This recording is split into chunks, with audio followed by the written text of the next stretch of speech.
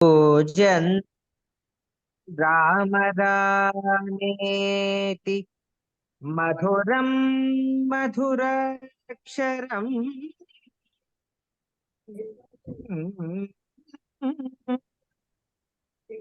कूजन्तं राम रामेति मधुरं मधुराक्षरम्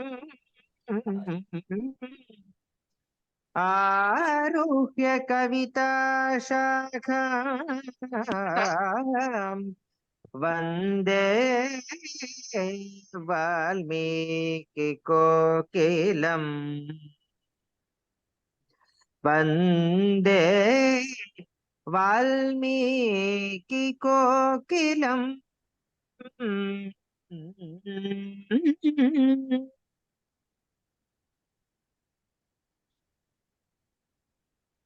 साधु साधु धन्योसी नरेंद्र सारथि। हरि ओम श्री गुरुभ्यो नमः। श्रुति स्मृति पुराणानाम् आलयं करुणालयं नमामि भगवत्पाद शंकरं लोकशंकरम्। वेद व्याख्यानमालायाम् अस्याम् अद्य ऊनषष्टितम व्याख्यानम् अस्ति। भवद्भ्यः सर्वेभ्यः पुनः एकवारं स्वागतं व्याहरामि। गते सप्ताहे अस्माभिः श्रुतं रमादेव्याः श्रीमद्वाल्मीकिरामायणे समाजकल्याणाय ऋषीणां योगदानम् इति। तस्य व्याख्यानस्य अद्य द्वितीयः भागः वर्तते।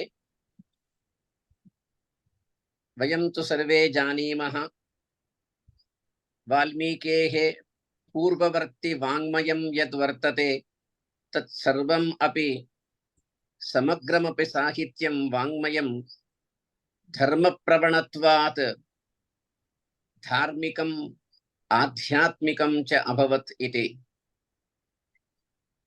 किन्तु वाल्मीकिः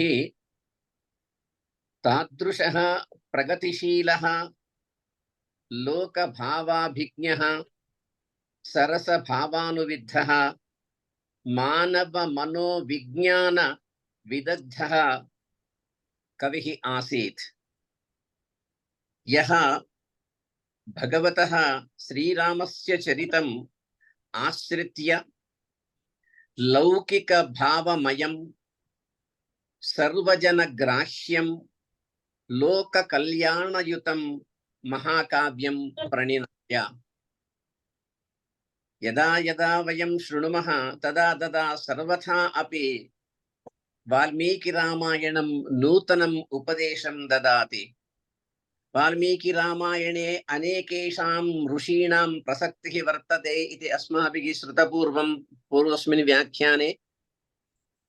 तेषां केवलं कथाः एवं शृणुमः तथा न भवति, कथा एव न भवति। तत्र एकैकस्मिन् श्लोके एकैकस्य ऋषेः पात्रं यथा भवति तत्सर्वम् अपि लोककल्याणाय एव भवति इति इदानीं व्याख्यास्यति रमादेवी। रमादेवीम् आह्वयामि अस्मान् उद्बोधयतु इति।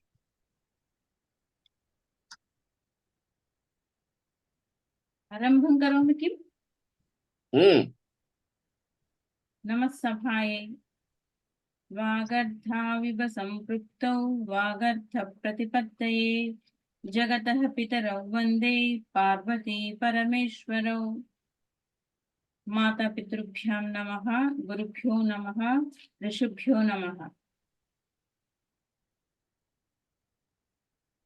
క్రిందటి మన ప్రసంగంలో విశ్వామిత్రుడి పాత్ర కొంచెం ప్రస్తావించుకొని అక్కడ మనం ఆపేసుకున్నాము. దాంతో కొంచెం మళ్ళీ ప్రారంభం చేసి ఇవాళ వీలైతే అయోధ్య అరణ్యకాండ 2 ముగించే ప్రయత్నం చేస్తాను. రేపు ఇంకొక అవకాశం ఇచ్చారు సంతోష్ గారు కాబట్టి ఆదిత్య హృదయం యుద్ధకాండలో చాలా ఇందాక నరేందర్ గారు చెప్పినట్లుగా చాలా విశిష్టంగా మనం చర్చించుకోవాల్సినది ఉంది. అందులో ఉన్నటువంటి స్పిరిచువల్ మెసేజ్ కానీ కేవలం మనం ఆదిత్యుడు అనుకుంటున్నది సూర్యుడి గురించే కాదు అన్నది అవంతా రేపు ప్రస్తావనలో చేస్తూ ఇవాళ నేను అయోధ్య కాండలో కొంత భాగము అరణ్యకాండ ముగించే ప్రయత్నం చేస్తాను. मैडम इदानीं मैडम मैडम अनम्यूट करो।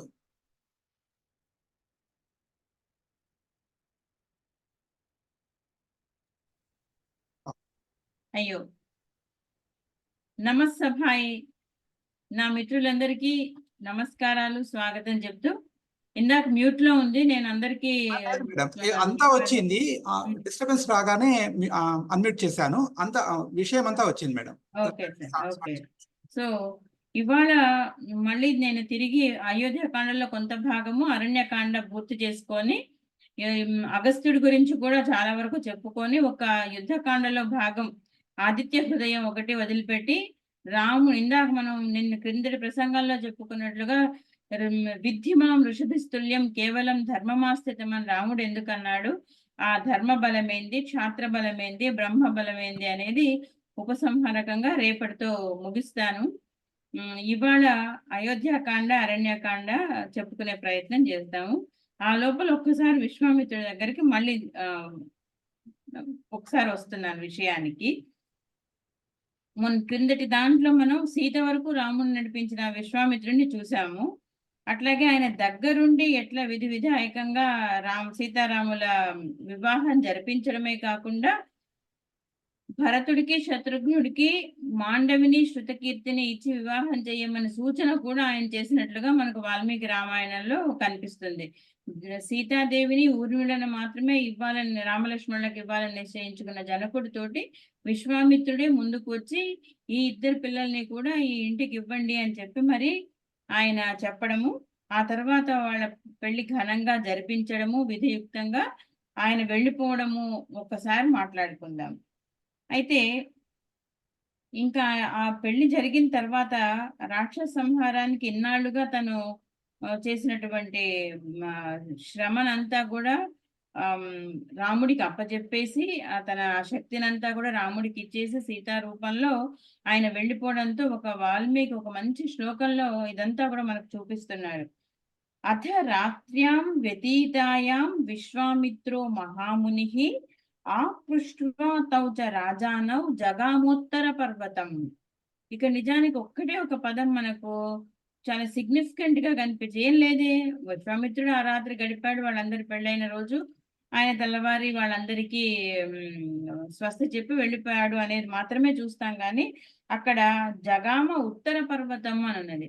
ఇన్ని రోజులు ఆయన పాటిస్తూ వచ్చినటువంటి సెక్యులర్ ధర్మం ఏదైతే ఉందో దానికి ఆయన స్వస్తి చెప్పి ఇంకా ఇప్పుడు స్పిరిచువల్ ధర్మ ప్రాక్టీస్ చేయడానికి గాను ఆయన ఉత్తర పర్వతం, ఉత్తరస్యాం దిశ దేవతాత్మ అని కదా పేరు, ఉత్తర దిశంగా ఉన్నటువంటి హిమాలయ పర్వతాలకు తపస్సు కోసం వెళ్ళిపోయాడు అని చెప్తున్నారు మహర్షి. ఎవరిని ఏ ఇద్దరు రాజులకు ఆయన స్వస్తి చెప్పారు? దశరథుడికి జనకుడికి ఇద్దరికి చెప్పి. ఎందుకంటే మనం మొదట్లో ప్రసంగంలోనే చెప్పుకున్నాం ధర్మానికి రెండు పార్శ్వాలు ఉన్నాయి, ఒకటి అభ్యుదయము నిశ్రేయసము అనేది, ద్వివిధో హి వేదోక్త ధర్మ అని. ఇప్పటి వరకు ఆయన ప్రవృత్తి ధర్మ నిరతుడు, ఇప్పుడు తన కర్తవ్యం నిర్విఘ్నంగా పరిసమాప్తం చేసుకున్నాడు కాబట్టి ఇహ ధర్మాన్ని పక్కన పెట్టి పరధర్మాన్ని అవలంబించడానికి గాను ఆయన అంటే ఆయనకి ఇప్పటి వరకు బ్రహ్మబలం లేదా అని కాదు, ఇంతవరకు సంఘం కోసం చేసినటువంటి ఇది చాలించి ఇంకా స్వప్రయోజనం కోసం ఆయన ఉత్తర దిశకు వెళ్ళాడు అని మనం అర్థం చేసుకోవాలి అనిపించింది. అదే ధీరోదాత్త ధర్మపాలనం, లోకహిత ధర్మపాలనం అనుకుంటూ రామకృష్ణ పరమహంసగా ఎట్లయితే స్వామి వివేకానందుడు దొరికాడో అట్లా వాల్మీకంలో మనకు ఇది ఇతిహాసం కనుక కొంచెం గంభీరంగానే ఉంటుంది. ఋషివాక్కు ఆ ఒక్క వాక్యంతో ముగించాడు. అయితే అది పొంగని అవసరం లేకుండానే ఆ హుందాతనంగా ఆ నడక చూస్తాం ఇతిహాసంలో. కల్పవృక్షంలో మాత్రము మనల్ని కదిలించేటటువంటి ఒక్క రెండు పద్యాలు ఉన్నాయి. ఎందుకంటే విశ్వామిత్రుడికి కూడా ఎంత ఋషి అయినప్పటికీ కూడా ఒక మానవ పార్శ్వం అనేది ఉంటుంది. ఇన్నాళ్ళు తను తీర్చిదిద్దినటువంటి శిష్యుణ్ణి దాటి వెళ్ళిపోతున్నందుకు ఆయన వ్యక్తపరిచినటువంటి బాధ, రాముడికి కూడా కలిగినటువంటి ఆ పితృవాత్సల్యాన్ని అనుభవించిన రాముడికి కలిగినటువంటి బాధ కూడా మనం ఈ 2 పద్యాల్లో చూద్దాము. చూసి ముందుకెళ్దాం ఇంకా. ఎందుకంటే కల్పవృక్షం అంతా కూడా హ్యూమన్ టచ్ తోనే ఉంటుంది. ఏ పద్యం కూడా వదిలిపెట్టడానికి అవకాశం లేదు అనిపిస్తుంది కల్పవృక్షం చదువుతూ ఉంటే. విశ్వామిత్రుడు స్వాశ్రమాభిముఖుడై వేంచేయుచు దీర్ఘముల్ నిశ్వాసంబుల్ పుచ్చుచున్ కనుం గొసల్ నిండారగా బాష్పముల్ ప్రస్వేదాకృతి రామచంద్రుని పరిష్వంగంబులన్ పట్టుచున్ శిశ్వాశిస్సులు శోషసీయముగత సృష్టించి వేంచేసినన్. అట్లాగే రామచంద్రుండును శరదారంభమందు వార్షిక అభ్రాంబు పుష్టము వల్లివోలే నేవడము మాత్రమే పైకి నింపుగాని చేతమున సౌఖ్యమో దుఃఖమో తెలియదు. అంటే ఒక పెద్ద మార్పు చోటు చేసుకున్నదనమాట రాముడి జీవితంలో. ఇప్పటి వరకు ఆయన గురువు అండలో ఉన్నాడు, ఇప్పుడు ఆయన గురుతర బాధ్యత మోయబోతున్నాడు. ఆ ఇన్నాళ్ళు కలిసి ఉన్నటువంటి ఇది విడిపోతున్నందుకు ఎంత కుదుపు వస్తుందో ఆ కుదుపంతా ఆయన ఈ 2 పద్యాల్లో విశ్వామిత్రుడి కళ్ళ నీళ్లలో రాముడి యొక్క బాధలో చేతమున సౌఖ్యమో దుఃఖమో తెలియదు. రాముడికి సీతను చేపట్టినందుకు సుఖంగా అనిపించిందో తెలియదు, విశ్వామిత్రుడితో విడిపోతున్నందుకు దుఃఖంగా ఉన్నదో తెలియదు. కానీ ఆ 2 పద్యాలు చాలా బాగున్నాయనిపించి ఆ ప్రస్తావనతో నేను ముందుకెళ్తాను. ఇక ఇక్కడ చాలా పెద్ద ముఖ్యమైన ఘట్టాన్ని మనం ఎదురు చూడబోతున్నాం. ఎక్కడ అంటే ఇప్పటి వరకు మన ప్రసంగానికి అంశం ఏమనుకున్నాము, ఋషి యొక్క యోగదానం అని చెప్పుకున్నాం. అయితే పరశురాముడు కూడా పెద్ద ఋషి, కాకపోతే ఆయన బలాన్ని, బ్రహ్మ బలాన్ని ఎట్లా ఆయన రాముడు అధికరించాడు, ఏ కారణం వల్ల అధికరించవలసి వచ్చింది అనేది మనం ఈ పరశురాముడి ఘట్టంలో చూడబోతున్నాం అన్నమాట. పెళ్లి చేసుకొని దశరథుడు కొడుకులతో కోడళ్లతో భార్యలతో మళ్ళీ తిరిగి అయోధ్యకు వెళుతుండగా పరశురాముడు ఎదురుపడతాడు. వాళ్ళకు ముందే అన్ని అపశకునాలు కనిపిస్తూ ఉంటాయి. దోవలో పక్షులు ఇటు అటు అడ్డంగా రథాలకు పరిగెత్తడము, వేరే రకమైనటువంటి పక్షుల కూతలు, ఇవన్నీ చూసి భయపడిపోతాడు దశరథుడు. వశిష్ఠుడు దాన్ని కూడా ఆయన ఎట్లా చేస్తాడు అంటే, ఈ శకునంలాగా అనిపిస్తున్నాయి కానీ ఇవన్నీ కూడా నీకు శుభ సూచకాలే అవుతాయి రాజా, కొంచెం నువ్వు ఓపిక పట్టు, అంత భయపడకు అని చెప్పి దశరథుడిని ఓదారుస్తాడు వశిష్ఠుడు. వాళ్ళు దివ్య ఋషులు, వాళ్ళకు జరగబోయేదంతా తెలుస్తుంది కాబట్టి భయంకరం గొలిపేటటువంటి రౌద్రాకారమైనటువంటి పరశురాముడు రావడము, క్షత్రియులను అందరినీ కూడా నేను చంపేస్తాను అని ఆయన ప్రతినబూనినటువంటి పరశురాముడు రావడము, ఇవంతా అందరికీ భయం కలిగిస్తాయి. లోకాలన్నీ చీకట్లు కమ్ముకుంటాయి. సాక్షాత్తు రుద్రుడిలాగా ఎదురుపడతాడు ఆయన. కాకపోతే ఇక్కడ ఉన్నటువంటి మనుషులు అక్కడ అంత భయంకరాకారాన్ని, అంత భయంకర ప్రకృతి వైపరీత్యాన్ని చూసి కూడా చలించకుండా నిబ్బరంగా ఉన్న వాళ్ళు ఎవరు అంటే దశరథుడి 4 పుత్రులు, అక్కడ ఉన్నటువంటి మునులు, ఋషులు. అంటే వాళ్ళ యొక్క బలం అటువంటిది అనమాట. సంయమనం, మనోబలమే కావచ్చు, శరీర బలమే కావచ్చు, అంత ప్రకృతి వైపరీత్యాన్ని కూడా తట్టుకొని అంతే నిబ్బరంగా ఉంటారు. ఉండి అంత రుద్ర రూపాన్ని శాంతపరచడానికి అర్ఘ్యపాద్యాదులతోటి ఆయన దగ్గరికి వెళ్తాడు. నోట్లో మాత్రం రామనామం వదిలిపెట్టరు అనమాట. రామరామం అని మధురం అబ్రువన్ అంటాడు. అంటే అట్లా రామరామ అని మధురంగా పలుకుతూ వస్తున్నటువంటి ఋషుల అర్ఘ్యాన్ని, పాద్యాన్ని స్వీకరించి పరశురాముడు ఏమంటున్నాడో చూద్దాం. రావడమే ఏమంటున్నాడు ఆయన, తదిదం వైష్ణవం రామ పితృపైతామహం మహత్ క్షత్రధర్మం పురస్కృత్య గృహీష్వ ధనురుత్తమం యోజయస్వ ధనుశ్రేష్ఠే శరం పరపురంజయం యది శక్నోషి కాకుత్స ద్వంద్వం దాస్యామి తే తతః. ఆయనకి ఎంత అహంకారమో చూడండి. రావడమే చెప్తాడు ఏమని, రామ దశరథే రామ వీర్యంతే శ్రూయతే అద్భుతం ధనుషో భేదనం చైవ నిఖిలేన మయా శృతం అని చెప్పి ఇంత చెప్పిన వాడు, నా దగ్గర ఒక వైష్ణవ ధనుస్సు ఉన్నది, ఇది ఎక్కుపెట్టు చూద్దాము, ఒకవేళ నువ్వు నీ బలాన్ని చూపించావు అనుకో, నీ క్షాత్ర ధర్మాన్ని, శక్నోషి యది, అంటే అంత శివధనుర్భంగం చేసిన తర్వాత కూడా రాముణ్ణి లెక్కలేనట్టుగా మాట్లాడతాడనమాట ఆయన. ఎందుకంటే శత్రువులందరినీ చంపాను అన్నటువంటి అహంకారం ఆయనలో పేరుకొని పోయి ఉన్నదన్నమాట. ఇది కనుక నువ్వు గెలిస్తే అప్పుడు నేను నీతో ద్వంద్వ యుద్ధాన్ని చేస్తాను అని చెప్పి హుంకరిస్తాడు.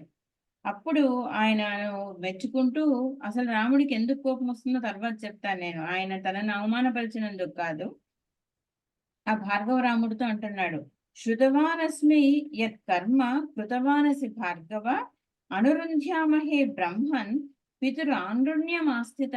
నువ్వు నీ తండ్రిని ఎట్లా రుణ విముక్తుడవయ్యావో తండ్రి రుణం నుంచి నాకు తెలుసు. బ్రహ్మన్ అని సంబోధన ఇక్కడ. అంటే నీకెంత బ్రహ్మత్వం ఉన్నప్పటికీ కూడా నీలో ఉన్నటువంటి ఈ దుర్గుణం ఉన్నది అని ఆయన ఎత్తి చూపడానికి గాను చెప్తున్నాడా అన్నట్లుగా ఉంటుంది. బ్రహ్మన్ పితురు ఆండ్రుణ్యమాస్థిత. కానీ ఎంత తేలిగ్గా తీసి పారేస్తున్నావు నన్ను. వీర్యహీన వివాశక్తం క్షత్రధర్మేణ భార్గవ అవజానాసి మే తేజ పశ్య మే అద్య పరాక్రమం. ఎప్పుడు రాముడికి అంత కోపం రావడం చూడలేదు. ఈవెన్ రావణాసురుడితో యుద్ధం చేసినప్పుడు కూడా రాముడికి అంత కోపం రాలేదు. ఇప్పుడు కోపం రావడానికి కారణం ఏంటంటే ఆయన రావడం దశరథుడు చేతులు పట్టుకొని అంజలి ఘటిస్తూ ప్రాధేయపడతాడు. నువ్వు నిక్షత్రియులను చేస్తూ వచ్చావని తెలుసు. ఇప్పుడు నా రాముడు పసివాడు, ఇప్పుడే పెళ్లి చేసుకున్నాడు. ఈ రాముణ్ణి మాత్రం నువ్వు చంపకు అని కాళ్ళు వేళ్లు పట్టుకొని గడ్డం పట్టుకొని బతిమలాడుతుంటే అసలు కనీసం దశరథుడి వైపు ఒక చూపు కూడా చూడడు అనమాట. ఆయన రావడమే రాముడితో అంటాడు, రామ దాశరథే రామ వీర్యంతే శ్రూయతే అద్భుతం ధనుషో భేదనం చైవ నిఖిలేన మయా శృతం తదద్భుతం అచింత్యం చ భేదనం ధనుషస్త్వయా తత్ శ్రుత్వా అహం అనుప్రాప్త ధనుర్గృహ్య అపరం శుభం. ఇంకో నీకు శుభం కలిగించేటటువంటి ధనుస్సును తీసుకొని వచ్చానని అంతా బాగానే చెప్తాడు. అద్భుతమైన నీ పరాక్రమాన్ని చూశాను అంటాడు. కానీ రాముడు ఎక్కడ ఆయనకు అహం వస్తుంది అంటే, తనేమో తన తండ్రి గురించి గొప్పగా చెప్పుకుంటున్నాడు. తనకు తండ్రే కదా మరి దశరథుడు, ఆయనను ఎందుకు లెక్క చేయకపోవడము అనేసరికి రాముడికి విపరీతమైన కోపం వస్తుందన్నమాట. వచ్చి ఎక్కువ పెట్టడం, ఆ ధనుస్సును తీసుకొని చేతిలోకి గుంజేసుకున్నట్టు ఆల్మోస్ట్ తీసేసుకుంటాడు. ఎప్పుడైతే ఆయన ఆ ధనుస్సు తీసుకున్నాడో మొత్తం తేజస్సు అంతా వచ్చి రాముడిలో చేరిపోతుంది. రఘువంశంలో కూడా 2 బ్రహ్మాండమైన శ్లోకాల్లో కాళిదాస్ వర్ణిస్తాడు ఆయన ఎంత శక్తిహీనుడవుతాడు, ఈయన ఎంత తేజో సంపన్నుడవుతాడు రాముడు అని చెప్పి. అంటే పనికిరాని విద్య, నలుగురికి లోకహితం కాని విద్య అక్కడ ఉండవలసిన అవసరం లేదు. అది బ్రాహ్మడైనా సరే అక్కడి నుంచి తీసేసుకోవాలి అన్న విషయాన్ని మహర్షి మనకు ఈ ఘట్టం ద్వారా బోధించాడనమాట. ఇత్యుక్త్వా రాఘవః క్రుద్ధో భార్గవస్య శరాసనం శరంచ ప్రతిజగ్రాహ హస్తాత్ లఘు పరాక్రమః. అంత అనాయాసంగా సునాయాసంగా తీసేసుకున్నాడు ఆయన. బ్రాహ్మణోసీతి పూజ్యో మే విశ్వామిత్ర కృతేన చ తస్మాత్ శక్తో నతే రామ మోక్తుం ప్రాణహరం శరం. ఏదో నువ్వు బ్రాహ్మడువని, పైగా విశ్వామిత్రుడి చెల్లెలు సత్యవతి అని ఉంటుంది. ఆమె భర్తతో సతీ సహగమనం చేసి స్వర్గానికి వెళ్ళినా మళ్ళీ తమ్ముడి కోసం నదిగా వస్తుంది. ఎందుకంటే విశ్వామిత్రుడు అక్కడ తపస్సు చేసుకోవాలి. అదొక పెద్ద ఘట్టం, బ్రహ్మాండమైన ఘట్టం రామాయణంలో. అంటే ఆమె కూడా నదిగా పారి తీర్థం ఉంటేనే అక్కడ ఆయనకు అన్ని సంఘటిస్తాయి అన్న కారణంతో విశ్వామిత్రుడి కోసం మళ్ళీ తిరిగి ప్రవహిస్తుంది. తన పుట్టింటి మీద మమకారంతో తమ్ముడికి మేలు చేయాలన్న కోరికతో. అదొక అందమైన దృశ్యం అన్నమాట. అట్లా ఈయన మేనల్లుడు అవుతాడు ఈ విశ్వామిత్రుడు కి ఈయన పరశురాముడు ఒక రకంగా. కాబట్టి నేను నిన్ను వదిలేస్తున్నాను, కానీ ఈ ఎక్కుపెట్టిన శరాన్ని మాత్రం నేను వెనక్కు తీసుకోలేను. ఎందుకంటే ఇంత గొప్పదైనటువంటి శరాన్ని ఎక్కుపెట్టిన తర్వాత దానికి ఒక లక్ష్యం అంటూ లేకుండా ఉండడం అనేది జరగని పని. ఏది సంహరించాలి చెప్పు అంటాడనమాట. ఇమాం పాదగతిం రామ తపోబలం సమార్జితాన్ లోకాన్ అప్రతిమాన్ వాతే హనిష్యామి యదిచ్ఛసి. ఏం కావాలనుకున్నావు? ఎక్కడికి పోలేకుండా నిన్ను చేయమంటావా, కట్టిపడేయమంటావా, లేక నువ్వు ఇన్ని రోజులు కష్టపడి సంపాదించినటువంటి నీ పుణ్యలోకాలన్నిటినీ హరించి వేయాలా? నీకే చాయిస్, ఆప్షన్ నీదే అని చెప్తాడు. నహ్యయం వైష్ణవో దివ్య శరః పరపురంజయ మోఘ పతతి వీర్యేణ బలదర్ప వినాశన. ఈ ధనుసు ఎక్కుపెట్టినటువంటి బాణం ఏదైతే ఉందో అది ఏం సంహరిస్తుందట? బలదర్ప వినాశన. ఇక్కడ ఆయన సంధించాల్సింది దేని మీద? ఆయన ప్రాణాలపై కాదు, ఆయనకున్నటువంటి బలాన్ని దర్పాన్ని వినాశనం చేసేటటువంటి ధనుస్సును నేను సంధించాను. ఇది ఎక్కడేయమంటావు అని అడుగుతారు. ఎవరు? రాముడు అడుగుతున్నాడు పరశురాముణ్ణి. అమోఘమైనటువంటిది ఇది. నహి అయం వైష్ణవో దివ్య శరం పరపురంజ న మోఘ పతతి వీర్యణ. ఇదే వృధాగా పోవడానికి వీల్లేదు. ఇదేదో ఒక దానికి లక్ష్యాన్ని సాధించాల్సిందే. ఏం చేయమంటావు చెప్పు అని ఆయన్నే ప్రశ్నిస్తున్నాడు. అంతే. ఇంకా ఆయనకు ఉన్నటువంటి వైష్ణవ తేజస్ అంతా పోయేసరికి ఆయన అహంకారం దర్పం అన్ని కూడా ఈయన బాణం వేయక ముందే మటుమాయమైపోయాయి. లొంగిపోతాడు ఆయన. ఇదంతా కూడా ఈ భూభాగాన్ని నేను సంపాదించాను నా పుణ్యంతో, కానీ నేను ఇది కశ్యప మహర్షికి ఇచ్చాను కాబట్టి ఇక్కడ ఉండడానికి నాకు అవకాశం అధికారము రెండూ లేవు. నా పాదగతిని మాత్రం స్తంభించుకు, నేను మహేంద్రగిరికి పోయి మళ్ళీ తిరిగి తపస్సు చేసుకుంటాను. నేను కోరేది ఒక్కటే, నిన్ను ఈ ఎక్కుపెట్టిన శరంతో నా పుణ్యలోకాలన్నీ నశింపజేయి అంటూ ప్రాధేయపడతాడనమాట. ఇంకా ఏమంటాడు? ఇంకా కాలహరం చేయొద్దు. మా భూత్ కాలస్య విపర్యయ. ఎందుకు అంటే సమయం గడిచే కొద్దీ కూడా ఆయనకు అహంకారం ఇంకా పెరిగిపోతుంది అని తెలుసో ఏమో, కాబట్టి ఇంకా ఎక్కువ లేట్ చేయకు అని ప్రాధేయపడతాడు. కాకపోతే ఆ పరశురాముడు వచ్చింది ఎందుకు? ఈ వైష్ణవ ధనుసును రాముడికి ప్రదానం చేయడానికి కదా, అది ఇచ్చేశాడు. అయితే ఆయన తన పుణ్యలోకాలను ఎందుకు హరించేయమంటున్నాడు అంటే ఆయనకే తెలిసింది అవి ఇప్పుడు లోకోపయుక్తం కావని తెలుసుకొని వాటిని నిర్జించమంటాడు. అదే బ్రహ్మజ్ఞానికి ఉండవలసిన లక్షణం. అది తెలుసుకోవాల్సిన దాన్ని పరశురాముడు తెలుసుకున్నాడు కాబట్టి రాముడు కూడా ఆయనకు సుగతులు అంటే మంచి గతులు కల్పించడానికి గాను ఆ పుణ్యలోకాలన్నిటిని ఆయన హరించి వేస్తాడు. ఆయన అంటాడు, ఆయన స్వయంగా అడిగాడు కూడా. ఆ శ్లోకం చూద్దాం. లోకాహుత్వా అప్రతిమా రామ నిర్జితా తపసామయ జహి తాన్ శరముఖ్యేన తాన్ జహి తాన్ లోకాన్ పుణ్యలోకాన్ జహి మా భూత్ కాలస్య విపర్యయ. ఇంకెక్కువ ఆలస్యం చేయొద్దు. ఎందుకంటే తెలుసుకున్న తర్వాత ఈ అహంకారాన్ని ఎంత తొందరగా వదిలించుకుంటే అంత మంచిది. కాబట్టి మా భూత్ కాలస్య విపర్యయ అంటున్నాడు. అంటే తెలియనంత మటుకే మోహం, తెలిస్తే ముక్తి. కాబట్టి ఆయన ఇంకా ఆ బురదలో ఉండాలనిపించలేదు. ఆ పంకాన్ని కడుక్కోవాలి. దానికి ఎవరు తోడవ్వాలా? పరంతపుడు తోడవ్వాలా. అందుకే అంటున్నాడు ఆయన, అక్షయం మధుహంతారం జానామి త్వాం సురేశ్వరం ధనుషోస్య పరామర్శాత్ స్వస్తితే అస్తు పరంతప. ఓ పరంతప. కృష్ణుడిని గనక అర్జునుడు సంబోధిస్తాడు పరంతప అని. భగవద్గీతలో ఎన్నోసార్లు చూస్తాం మనం ఇదే సంబోధన. ఇక్కడ మనం మళ్ళీ చూస్తున్నాం. అక్షయం మధుహంతారం. ఆ మధు అనే రాక్షసుని చంపినటువంటి సాక్షాత్తు విష్ణుమూర్తిగా తెలుసుకున్నాను నేను నిన్ను. కాబట్టి సురేశ్వరుడివి నువ్వు. నీ ధనుస్సుతోటి ఈ ధనుష్య పరామర్శాత్ స్వస్తి. ఇంకా నాకు స్వస్తి చెప్పేసేయి, ఆ లోకాలన్నిటినీ కూడా హతం చేసేసేయి అని ప్రాధేయపడతాడు. అది మనం ఇక్కడ గ్రహించాల్సిందే. నా థీసిస్ లో మొన్ననే నేను సంస్కృత అకాడమీ పుణ్యమా అని చెప్పి పబ్లిష్ చేసుకునే భాగ్యం దొరికినటువంటి రామాయణ ధర్మ in action in Valmiki vision అనే దాంట్లో ఈ చాప్టర్ మీద చాలా ప్రధానంగా చర్చ చేశాను. పరశురాముడు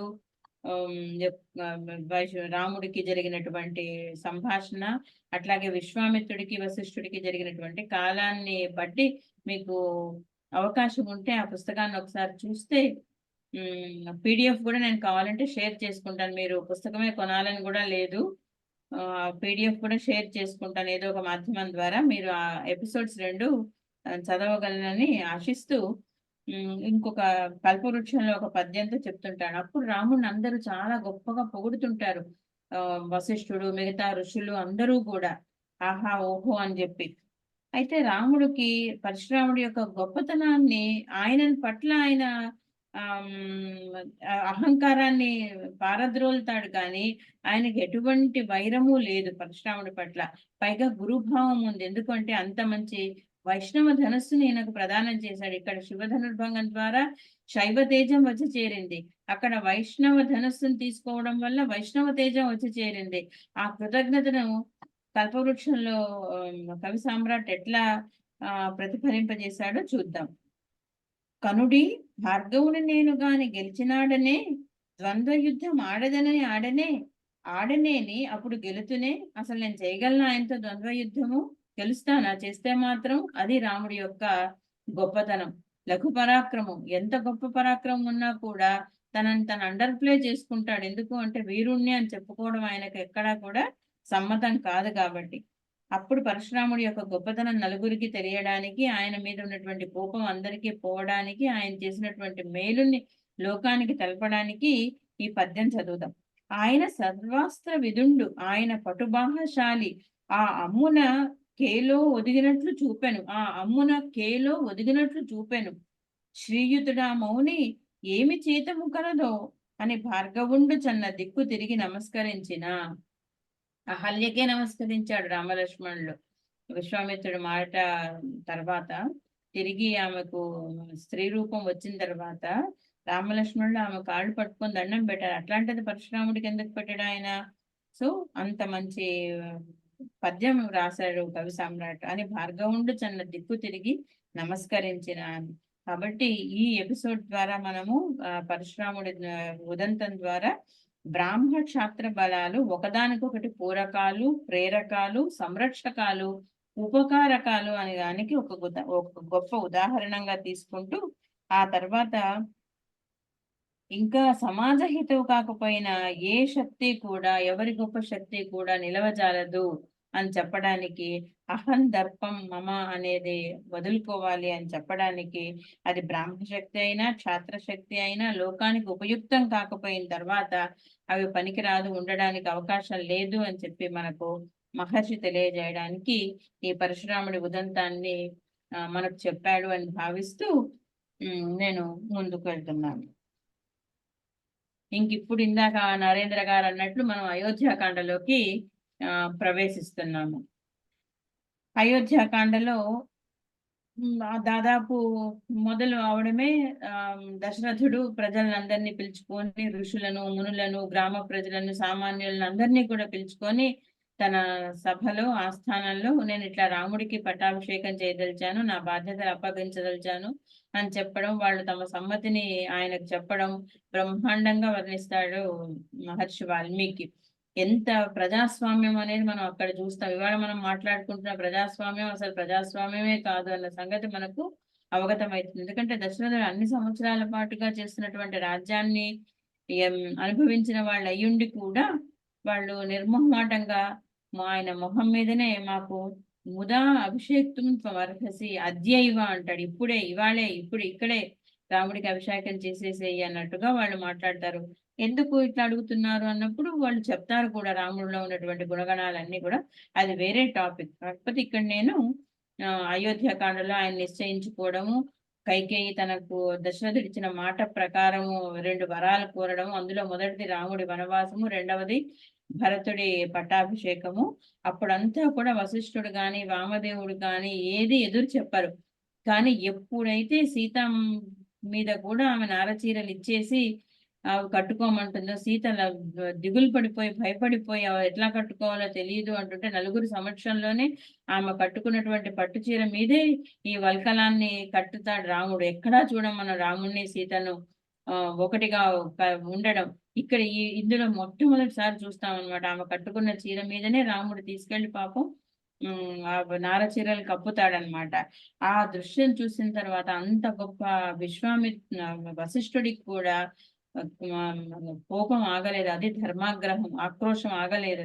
ఆయన ఆమెను కైకేయిని మొహం పట్టుకొని అడుగుతున్నాడు ఆ కట్టబెట్టడం చూసి. కైకేయి నారచీరలు సీతకు చీరే గృహీతు తయా సమీక్ష నృపతేర్ గురుకు నివార్య సీతాం కైకేయీం వశిష్ఠో వాక్యమబ్రవీత్. ఆయన నివారించాడు, ఆమెను కట్టుకోవద్దని గట్టిగా చెప్తాడు. అయినా కూడా ఆమె వినకుండా రాముడి సహాయంతో నారచీరలు కట్టుకోవడం చూసిన తర్వాత ఆగ్రహం ఇంకా ఆగలేదు ఆయనకు.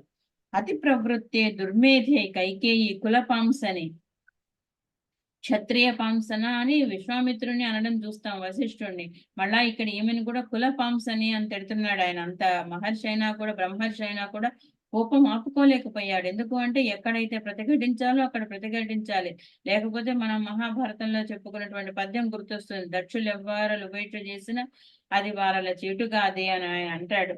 అతి ప్రవృత్తే దుర్మేధే, ఎంత దుర్మేధ ఆమెది, దుర్మేధే కైకేయి, ఏం ఆనర్స్ లేవు, గౌరవవాచకం లేదు. కైకేయి కులపాంసని వంచయిత్వా చ రాజానం న ప్రమాణే అవతిష్ఠసే.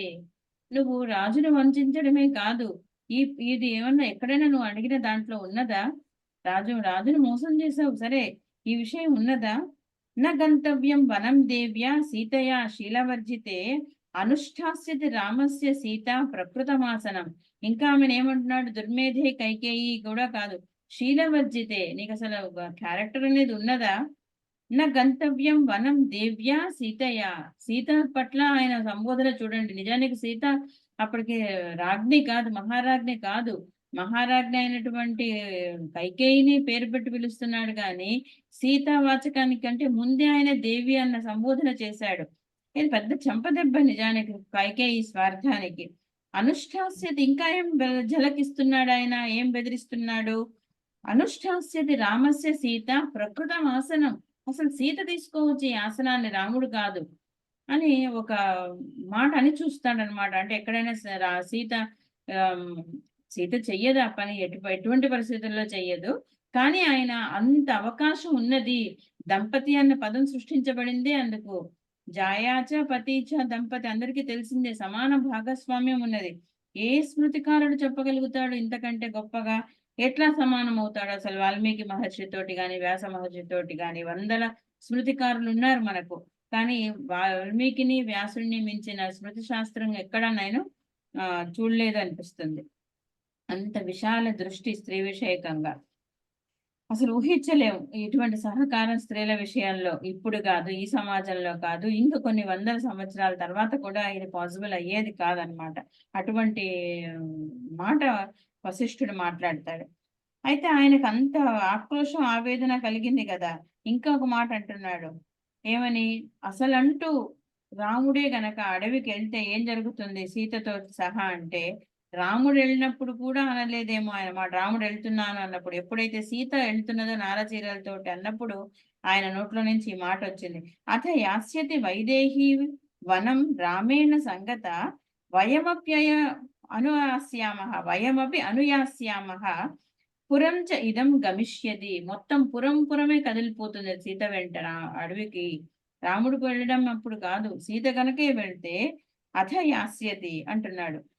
రాముడితో వెళ్ళడం అనేది ఒక ఎత్తు, కానీ సీతాదేవితో మేమందరం తరలిపోతాం అనడం ఎంత పెద్ద మాట అది. కోడలికి అంత గౌరవం మనం ఊహించగలము ఒక భారతీయ సంప్రదాయంలో తప్ప.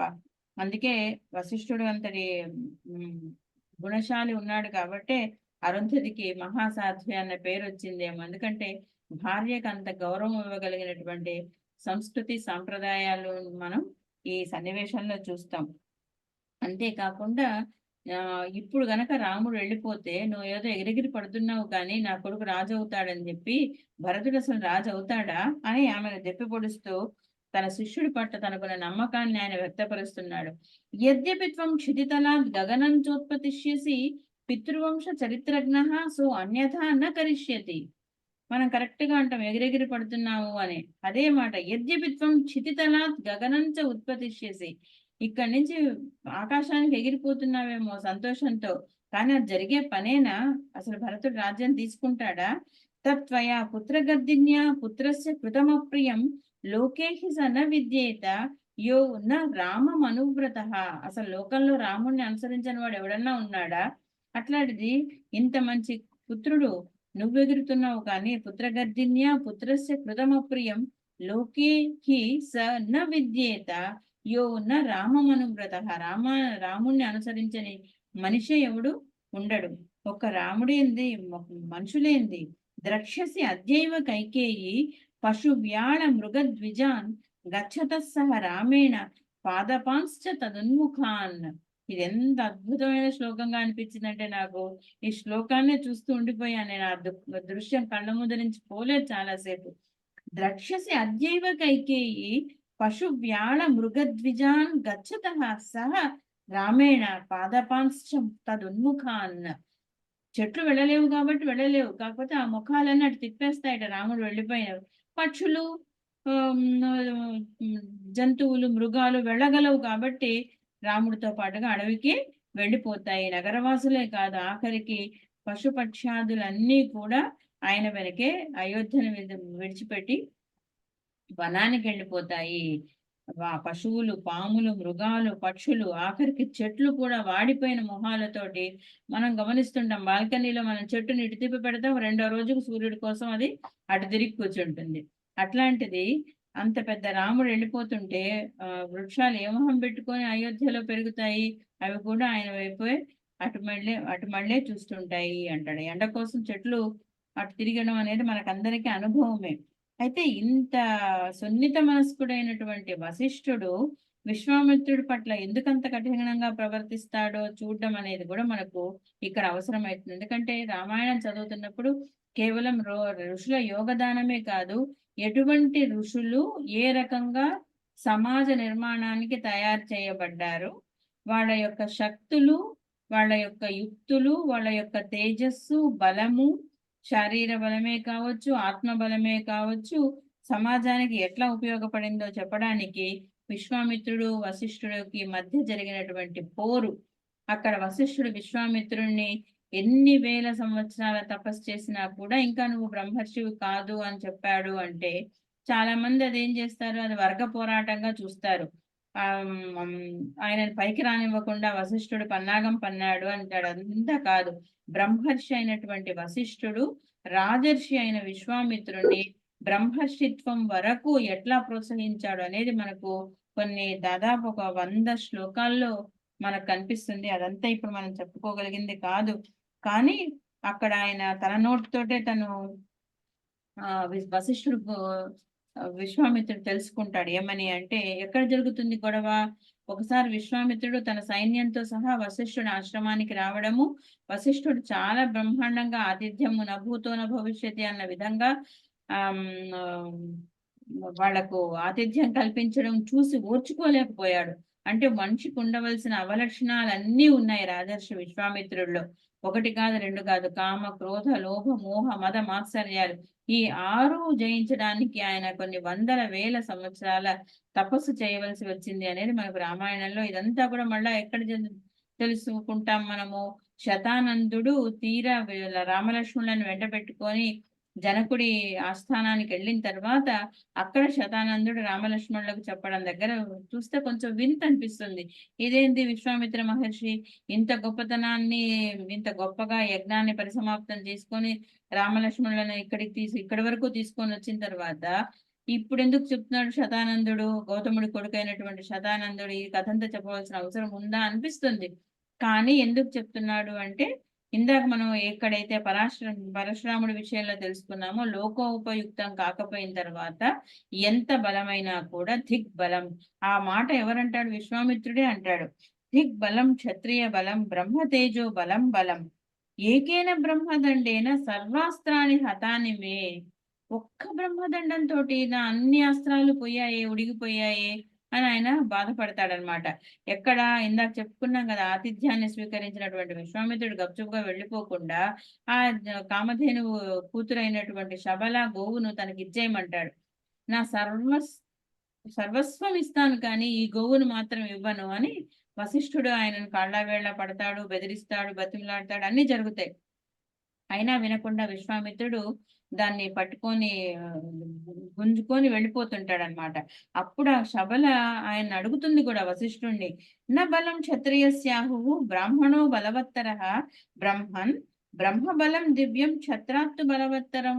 క్షాత్రబలం కంటే బ్రహ్మబలం కదా గొప్పది. మరి నన్ను ఆయన ఇంత ఇదిగా తీసుకెళ్తూ ఉంటే నిర్దయగా చూస్తూ ఊరుకున్నావేంటే నేనేం చేయలేను, నువ్వే నీ బలాన్ని చూపించుకో అని చెప్పేసి వశిష్ఠుడు ఆమెకు ఆజ్ఞ ఇస్తాడు. దాంతో ఆమె కొన్ని వేల మంది సైన్యాన్ని సృష్టించి విశ్వామిత్రుడి యొక్క సైన్యాన్ని అంతా కూడా సర్వనాశనం చేస్తుంది. దానికి కారణం ఏంటి అంటే, ఆయన వశిష్ఠుడి యొక్క సమృద్ధిని చూసి అంత పుష్టికరంగా ఉన్నటువంటి ఆశ్రమ వాతావరణాన్ని చూసి ఓర్చుకోలేక దాన్ని అంతా దహించి వేస్తాడనమాట అగ్ని జ్వాలలతోటి, కోపాగ్ని జ్వాలలతోటి. అది చూడలేక వశిష్ఠుడు శబలకు ఆజ్ఞ ఇస్తాడు. సో శబల తనని తనే రక్షించుకుంటుంది. అప్పుడు ఆయనకు బుద్ధి వస్తుంది. బ్రహ్మబలం ఉన్నటువంటి ఒక గోవే నన్ను ఈ రకంగా చేసినప్పుడు నేనెందు ఇంకా ఈ క్షత్రియ బలాన్ని పట్టుకొని పాకులాడము అని చెప్పి ఆయన పోయి చెయ్యని తపస్సు లేదు. అన్ని రకాలుగా ఆయనకు మేనక కాదు, రంభ కాదు, ఎన్నో త్రిశంకు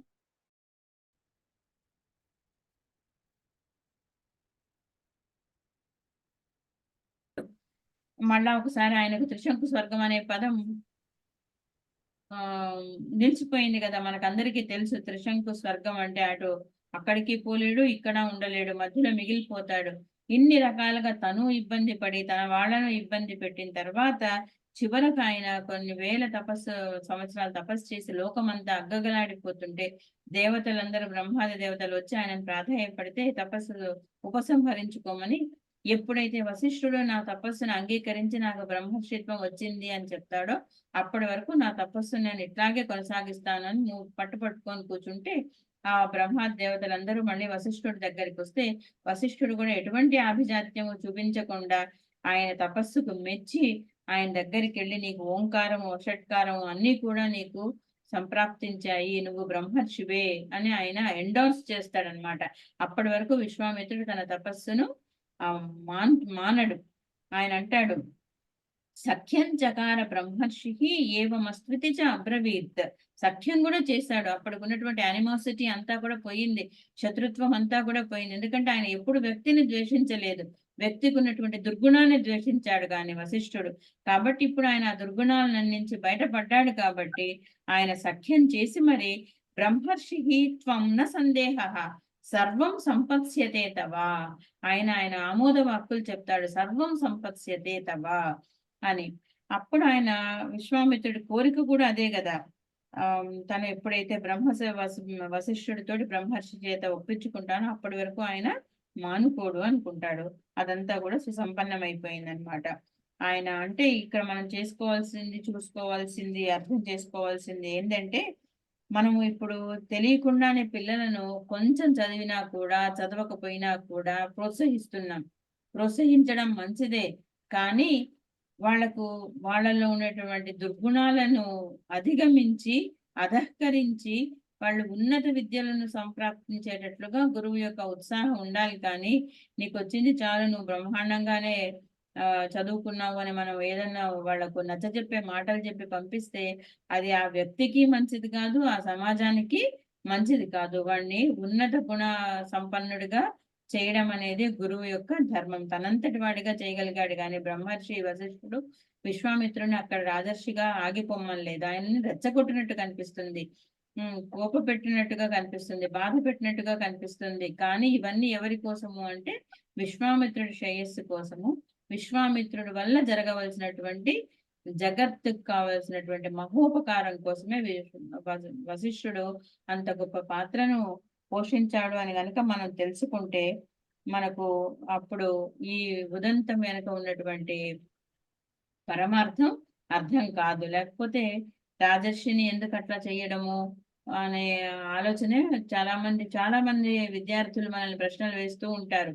ఎందుకు ఈ ఆధిపత్యం చూస్తున్నాము, అభిజాత్యం చూస్తున్నాము అని. అట్లా విషయాలు వచ్చినప్పుడు మనం సంయమనంతో ఇటువంటి సన్నివేశాలను గనక వాళ్లకు ఎక్స్ప్లెయిన్ చేస్తే విద్యాబోధన అనేది ఎట్లా ఉండాలి, సంఘాన్ని నిర్వీర్యం చేయడానికి కాదు, దాన్ని తేజస్సుతో నింపాలి, బలంతో నింపాలి, మేడిపండు చందంగా ఉండకూడదు, దాన్ని నిజంగా పరిపుష్టం చేయాలి అంటే మనం చెప్పుకున్నటువంటి సహవీర్యం కరవావహై అనాలి అంటే సహనావవతు అంటే ఈ అవనం అంటే ఈ రక్షించడం అంటే అతనికి జ్ఞానం పొందడానికి అవకాశం కల్పించి వాళ్ళని మనం సంరక్షించాలి. కానీ వాళ్ళను ఉదరగొట్టి నీకు అన్నీ వచ్చు అని మభ్యపెట్టి పనికిమాలిన వాళ్ళనిగా చేయడం, దండుగా తయారు చేయకూడదు అని చెప్పడానికి ఒక పెద్ద పాఠంగా మనం తీసుకోవాలి అని చెప్పి వశిష్ఠుడు విశ్వామిత్రుడి యొక్క ఉదంతాన్ని దాటి మనం ముందుకెళ్దాం. ఇంకా అట్లాగే ఆ తర్వాత వశిష్ఠుడి ఉదంతం అయిపోతుంది. ఆయన సీతను అంటాడు కానీ సీత వినకుండా రాముడి వెంట అడవులకు వెళ్ళిపోవడం ఇవన్నీ మనకు తెలుసు. నిజానికి వశిష్ఠుడి కోరిక కూడా అది కాదు. ఎందుకంటే ఆయనకు కూడా తెలుసు రాముడు ఎంత అవసరమో, సీతాదేవి కూడా వనాలకు వెళ్ళవలసిన అవసరం. ఎందుకంటే దేవకార్య సముద్యత ఆమె లేకపోతే జరిగేదే లేదు. చిదగ్నికుండ సంభూత దేవకార్య సముద్యత అహమేవ గమిష్యామి అంటుంది ఆమె. మృగ్దంతి కుశకంటక అని అంటుంది రాముడిని. నీకంటే ముందే నేను వెళ్తాను, నీ దోవను సుగమం చేసుకుంటూ వెళ్తాను అంటుంది. అంటే అర్థమైంది, ఆమె ముందే నిశ్చయించుకున్నది తనే అక్కడ నడవాలి అడవిలో అని చెప్పి. అట్లాగే మనం జాబాలి ఉదంతం కూడా చూస్తాం అయోధ్యలో. ఆల్మోస్ట్ 108వ సర్గలో వస్తుంది. ఎప్పుడైతే భరతుడు అందరినీ మునులను ఋషులను వెంట పెట్టుకొని రాముణ్ణి మళ్ళీ అయోధ్యకు రమ్మనడానికి బతిమలాడడానికి వెళ్తుంటాడు, అప్పుడు జాబాలి మహర్షి కూడా అందులో ఉంటాడు. జాబాలి మహర్షి కేవలం నాస్తిక మతాన్నే బోధిస్తూ ఉంటాడు. రాముడి యొక్క మనస్సు మరల్చడానికి ప్రయత్నం చేస్తాడు. ఇహమే ముఖ్యంగాని పరం అన్నది లేనే లేదు, అసలు అమ్మ లేదు నాన్న లేదు అన్న వరకు పోయి రాముడిని రాజధర్మం పాటించకుండా నువ్వు ఇక్కడ వచ్చి కూర్చుంటే భోగాలన్నీ వదిలిపెడితే ఎట్లా, ఇహ సుఖాలు అనుభవించకపోయిన తర్వాత లాభమేంది అని చాలా పెద్ద పెద్ద పెద్ద మాటలన్నీ మాట్లాడతాడనమాట. ఒక పక్క ఆశ్వాసం కల్పిస్తున్నట్టుగా ఉంటాయి చూడ్డానికి భరతుడికి రాముణ్ణి. ఆశ్వాసయంతం భరతం జావాలే బ్రాహ్మణోత్తమ భువాచ రామం ధర్మగ్నం ధర్మాపేతమిదం వచః. ఈయన బ్రాహ్మణోత్తముడే, కానీ ఆయన ఏం మాటలు మాట్లాడాడు? ధర్మ అపేతమిదం వచః. సాధు రాఘవ మా భూతే బుద్ధిరేవం నిరర్థిక ప్రాకృతస్య నరస్య ఇవ హి ఆర్యబుద్ధేర్ మనస్వినః కః కస్య పురుషో బంధుః కిమాప్యయం కస్య కేనచిత్ యదేకో జాయతే జంతుః ఏక ఏవ వినశ్యతి. ఒకడే పుడతాడు, ఒకడే పోతాడు. ఈ బంధాలన్నీ ఏంది? తస్మాన్ మాతా పితా చేతి రామ సజ్జేతయో నరః ఉన్మత్తయో సజ్ఞేయో నాస్తి కచ్చిత్ హి కస్యచిత్. ఎవరికి ఎవరైతున్నారు అసలు? ఇదంతా పిచ్చోళ్ళు మాట్లాడే మాటలు. అసలు అమ్మ లేదు నాన్న లేదు, సుఖాలే ముఖ్యము, నువ్వు మళ్ళా తిరిగి రాజ్యాన్ని పరిపాలించు, హాయిగా జీవితాన్ని అనుభవించు అని ఇట్లా మాట్లాడడం చూసిన తర్వాత ఇంకా చాలా కోపం వచ్చేస్తుంది రాముడికి. ఆయన కంటిన్యూ చేస్తుంటాడు. స నాస్తి పరమిత్యేవ కురు బుద్ధిం మహామతే ప్రత్యక్షం ఎత్తదాతిష్ట పరోక్షం పృష్ఠత కురు. ఎదురుగా ఉన్న దాన్ని వదిలిపెట్టి ఎక్కడో పరోక్షాన్ని ఎందుకు ఆలోచిస్తున్నావు? కాబట్టి నీ బుద్ధిని ఇక్కడ ఉపయోగించు అన్నట్టుగా మాట్లాడతాడు. ఇంకా ఇంత వేద ధర్మాన్ని ఉల్లంఘించడం చూశాక రాముడికి సహించడం చాలా కష్టమైపోతుంది అనమాట. తనని ఇంత నిర్భయంగా ఈయన ప్రలోభ పెడుతున్నాడు ఓపెన్ గా అని చెప్పి తెలుసుకొని ఆయన ప్రతిఘటిస్తున్నాడు. ఆ రాజ్యం పేరుతో తనను లోభ పెడుతున్నందుకు ఆయన ఒక మాట అంటాడు ఎవరితో? జాబాలితో. అధర్మం ధర్మవేషేణ యదీమం లోకసంకరం అభిపత్స్యే శుభం హిత్వా క్రియా విధి వివర్జితం. ఇట్లా పని చేస్తే అసలు లోకం ఎంత నిందిస్తుంది నన్ను, అసలు నేను ఇంకొకళ్ళకి ఎట్లా ధర్మం చెప్పడానికి అర్హుణ్ణైతాను, నాకు ఎట్లా వస్తుంది అధికారం? కస్య దాస్యామహం వృత్తం కేనవా స్వర్గం అవాప్నుయాం అనయా వర్తమానో హి వృత్యా హీన ప్రతిజ్ఞయ. వృత్తిహీనుణ్ణి నేను, నా ప్రతిజ్ఞను నేను పరిపాలించకపోతే, నాన్నకు తండ్రికి ఇచ్చినటువంటి ఆజ్ఞని పరిపాలించకపోతే నాకు అసలు అధికారం ఎట్లా వస్తుంది నలుగురికి చెప్పడానికి అని. కామవృత్తు అయం లోకః కృష్ణః సముపవర్తతే యద్వృత్తాః సంతి రాజానః తద్వృత్తాః సంతి హి ప్రజాః. రాజు యథా రాజా తథా ప్రజా అని ఎందుకన్నారు? ఇప్పుడు నేను ఇట్లా కామవృత్తుడిని అయితే గనక లోకమంతా కూడా నన్ను ఆడిపోసుకుంటుంది. అదే కాదు, లోకమంతా కూడా ఇట్లాగే తయారై కూర్చుంటుంది కదా అని అంటాడు. ఇంకా ఆయన చాలా కోపంగా అంటాడు. అది చాలా ఇంపార్టెంట్ వర్డ్ అన్నమాట జాబాలికి. జాబాలికే కాదు, అసలు క్షాత్ర ధర్మానికి అర్థమే చెప్పేటటువంటి శ్లోకం. క్షాత్ర ధర్మం అహం త్యక్ష్యేహి అధర్మం ధర్మ సంహితం క్షుద్రై నృశంసై లుబ్ధైశ్చ సేవితం పాపకర్మభిః. ఈ ధర్మం క్షాత్రధర్మం అని నన్ను మభ్యపెట్టాలని చూస్తున్నారే, ఇది ఎప్పుడైతే లోకానికి హితవు కాదో ఇది అధర్మమే. ధర్మ సంహితంగా కనిపిస్తున్నది కానీ ఇది అధర్మమే.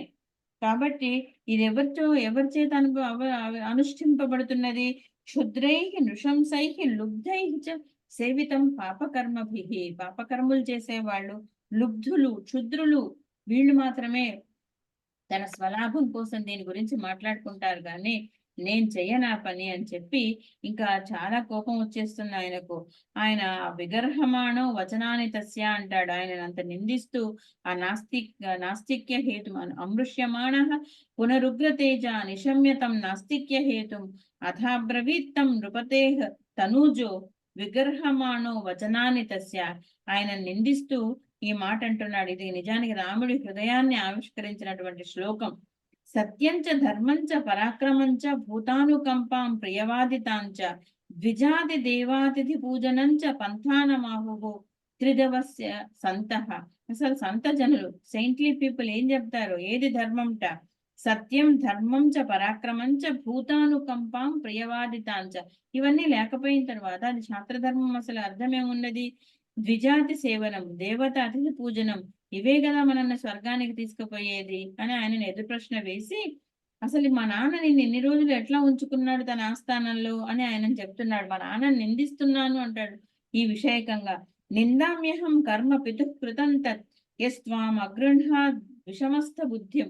ఇంత విషమమైనటువంటి బుద్ధి కలిగిన వాడిని ఇన్ని రోజులు మా నాన్న తన ఆస్థానంలో ఉంచుకోవడమే ఆయన చేసినటువంటి తప్పు. దానికి గాను నేను ఆయన నిందిస్తున్నాను. బుద్ధ్యానయైవం విధయాచరంతం సునాస్తికం ధర్మపథాదపేతం. ధర్మపదాన్ని తప్పించిపోతున్నటువంటి వాడిని ఆయన ఎట్లా ఉంచుకున్నాడు? బుద్ధ్యా అనయా ఏవం విధయాచరంతం. ఇట్లా బుద్ధి బోధిస్తున్న వాడిని, ఇట్లా బుద్ధిని ఆచరిస్తున్న వాడిని అసలు ఎట్లా ఉంచుకున్నాడు అని ఆయన చాలా ఆక్రోశపడతాడు. అప్పుడు ఆయన జాబాలి అంటాడు, లేదు లేదు, కేవలం నిన్ను మళ్ళీ అయోధ్యకు రప్పించడానికి ఇట్లా మాట్లాడాను అని ఆయన దశరథుడిని కూడా తప్పు పట్టినందువల్ల వశిష్ఠుడు బాధపడ్డాడో ఏం పాడో, వశిష్ఠుడు కూడా ఆయనకు కొంచెం నచ్చజెప్పి రాముడికి అక్కడితో ఆయనను వినిపిస్తున్నదా?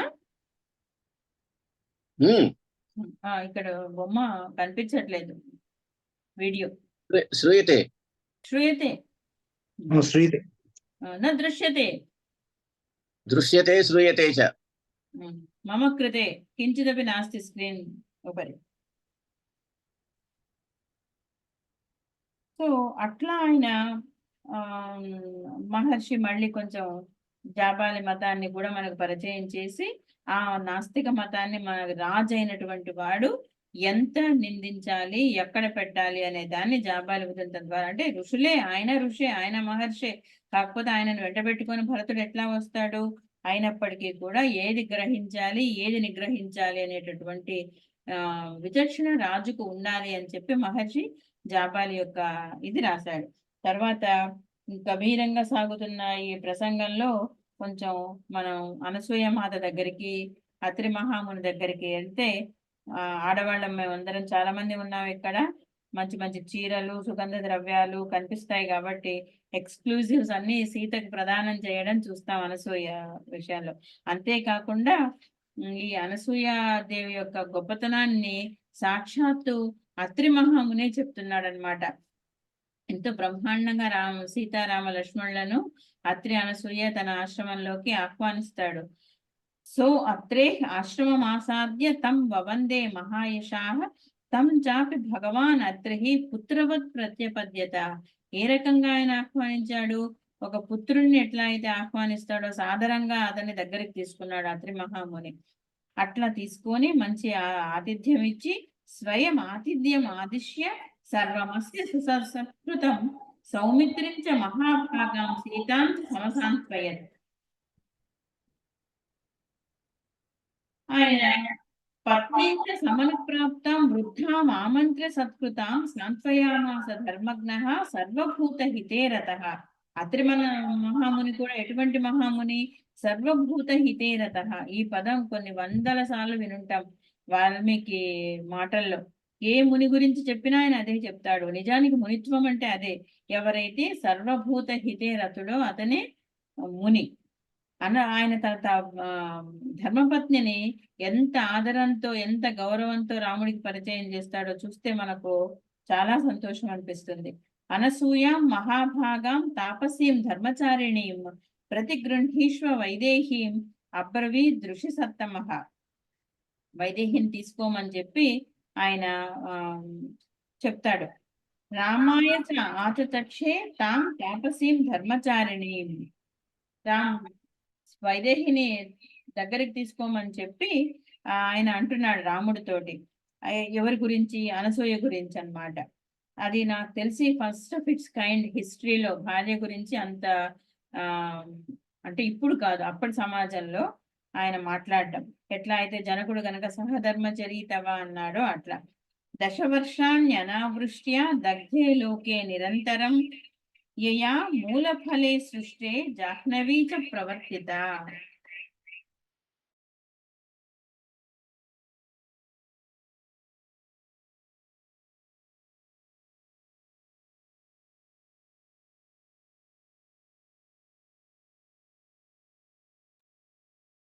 మేడం మ్యూట్లోకి వెళ్ళారు మేడం.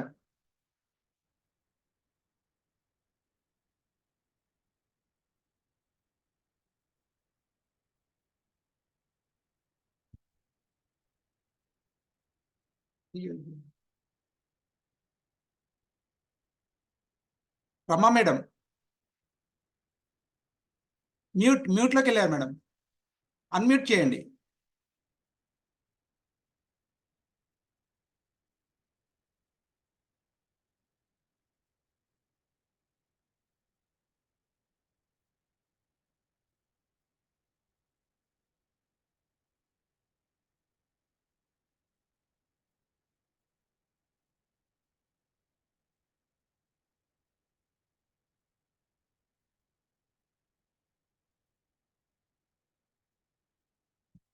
మేడం అన్మ్యూట్ చేయండి రమా మేడం.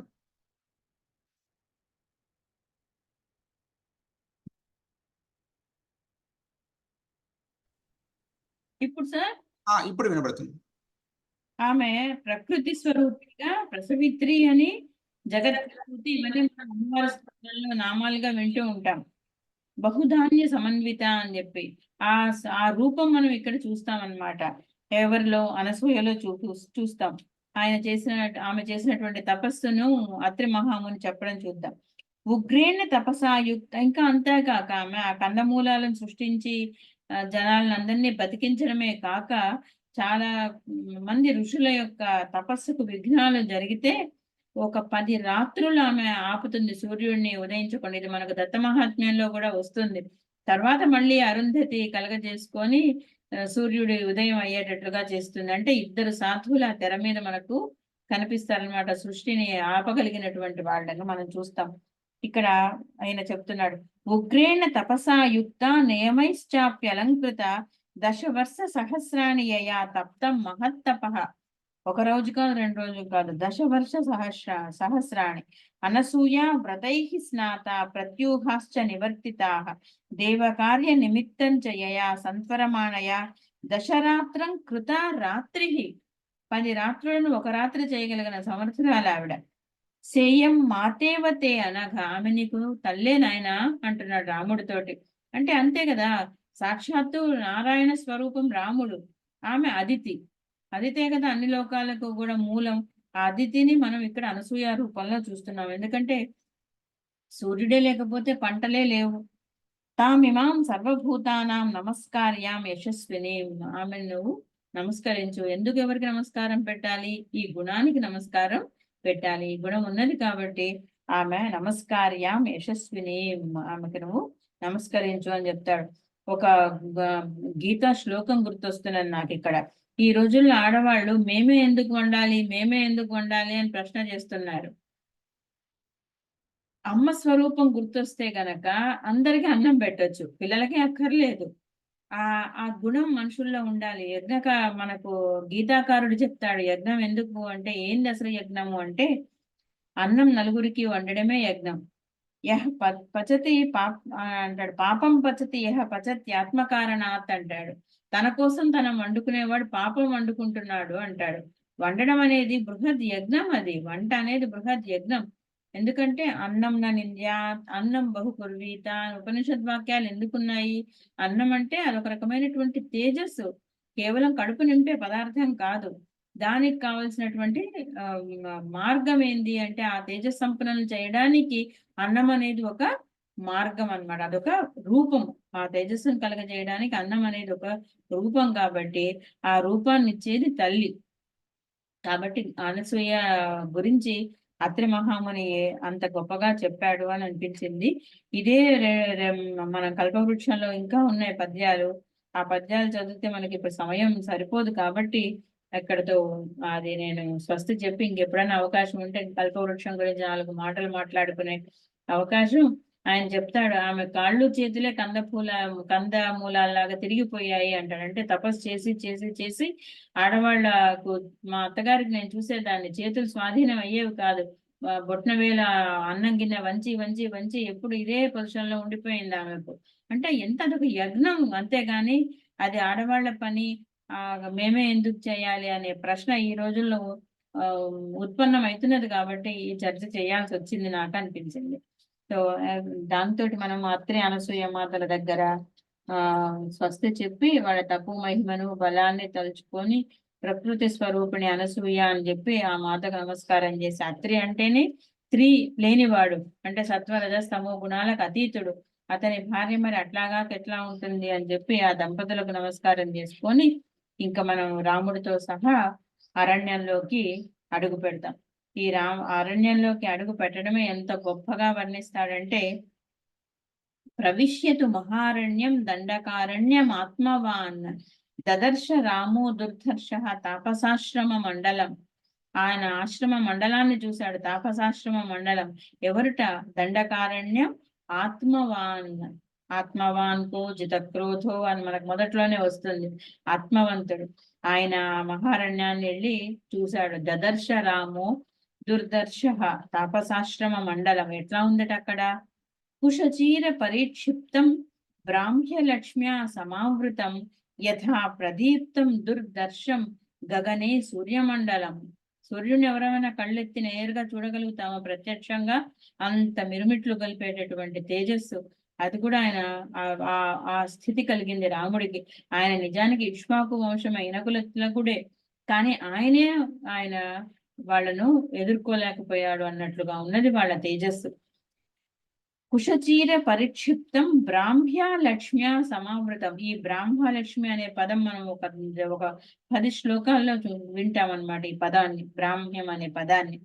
ఇంకా ఏమట ఆశ్రమం ఎట్లా ఉందట?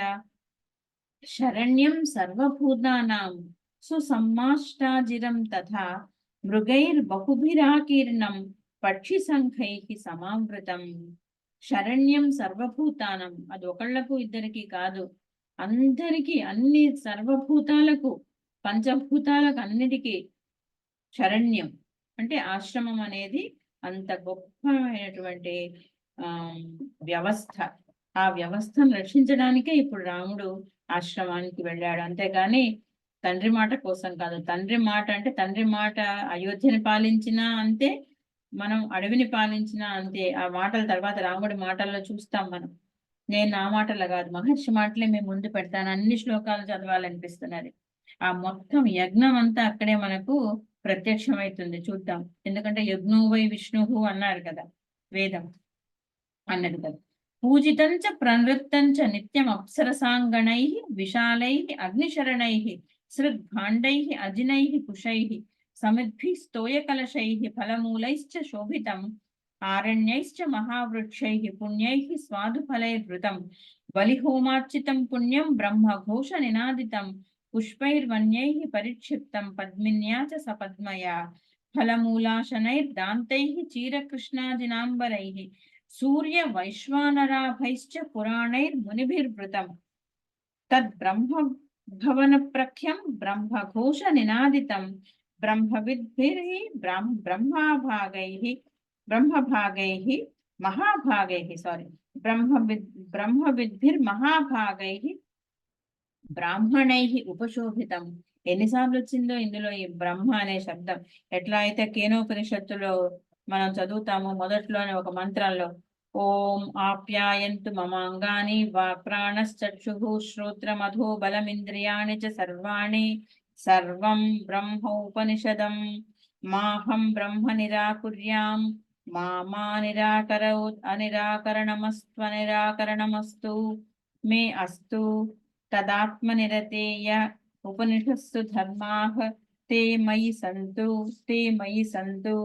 ఎంత ఉద్ఘోష ఉపనిషత్ రుచిది. ఎందుకంటే మనము బ్రహ్మ బలాన్ని నిరాకరించకూడదు. బ్రహ్మం అంటేనే మంచి, ఆ మంచిని నిరాకరించకుండా దానికి మన యొక్క అంగబలము ఆత్మబలం. ఆత్మబలానికి పునాది అంగబలం. సో ఆ అంగబలం కూడా ఎట్లా ఉండాలి అంటే బ్రహ్మను నిరాకరించకూడదు అని మనం ఒక ప్రతిజ్ఞ తీసుకోవాలి. అదే జిజ్ఞాసకు మొదలన్నమాట. అదంతా మనకు ఇక్కడ కనిపిస్తుంది.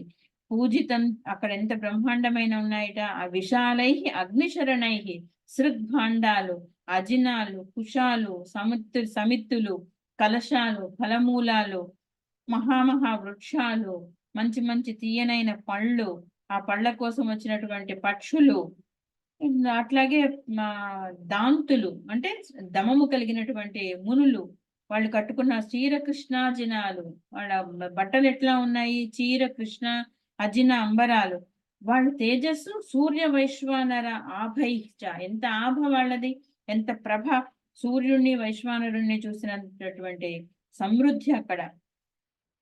నియతాహారాలు, పరమ ఋషులు, అది ఎట్లా ఉంది అంటే బ్రహ్మభవన ప్రత్యం బ్రహ్మఘోష నినాదితం, అక్కడ ఏ శబ్దము లేదు, బ్రహ్మఘోష తప్ప. అంత శోభిస్తూ ఉన్నటువంటిది. అది చూశాడు రాముడు. ఇంకా ఆయన ప్రతిస్పందన చూద్దాం.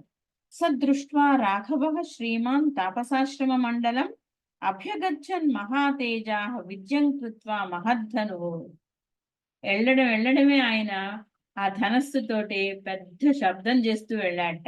అభ్యగచ్చన్ మహాతేజా విద్యం కృత్వా మహద్ధనువు అంటే ఆ రాజులు, ఆ మునులు అంత తపస్సు చేస్తూ ఉన్నారు, కానీ వాళ్ళ లోపల భయం అనేది గుండెల్లో గూడు కట్టుకొని పోయి ఉన్నది. ఆ భయాన్ని తొలగించడానికి గాను ఆయన పెద్ద పెద్ద అంగలేస్తున్నట్టుగా, మన చిన్నపిల్లలకు బూచిని తరిమి కొడుతున్నానని తండ్రి గాని తల్లి గాని నేల మీద ఛ అని కొడతారు, ఉత్తిష్టంతు భూత పిశాచాః అన్నట్లుగా. అట్లాగే ఆయన విద్యం కృత్వా మహద్ధనుః అభ్యగచ్చన్ మహాతేజాః, ఈయన తేజోవంతుడే. ఎట్లా వెళ్ళాడు అంటే ఆయన అల్లెత్రాడును చప్పుడు చేసుకుంటూ వెళ్ళాడట. ఎందుకంటే మనం విన్నాం కదా, శృణ్వన్ రామకథానాదం కోనయాతి పరాంగతి, ఆయన ఇట్లా ఆ శబ్దంతో అందరికీ కూడా మోక్ష ప్రాప్తి కలిగించాడు. భయము పోయింది, పరాగతి వచ్చింది అన్నట్టుగా వాళ్లకు రాక్షస బాధ తొలగించడానికి నా ధనస్సు వస్తున్నది మీ దగ్గరికి అని చెప్పడానికి అన్నట్టుగా ఆయన అడుగు పెట్టాడు. అడుగు పెట్టడమే అంత బ్రహ్మాండమైనటువంటి ఎంట్రీ ఇచ్చాడనమాట. అప్పుడు ఆడ మునులు చెప్తున్నటువంటి మాటలు విందాం మనం.